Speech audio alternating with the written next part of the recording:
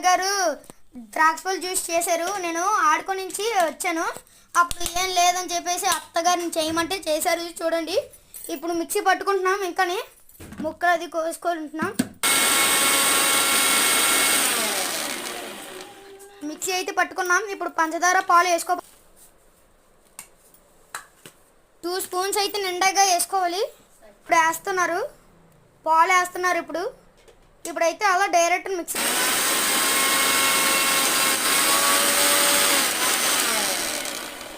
Okay అండి, mixie అయితే పట్టుకున్నాం. ఇప్పుడు చూడండి లోపల ఉండదు. చూడండి, ద్రాక్ష పళ్ళ జ్యూస్ అయితే మాకు ఎలా వచ్చింది. ఇప్పుడు ఇది నేను టేస్ట్ చేయబోతున్నాను, ఎలాగుందో.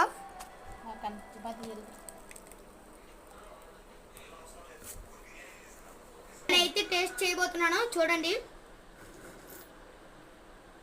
చాలా సూపర్గా ఉంది.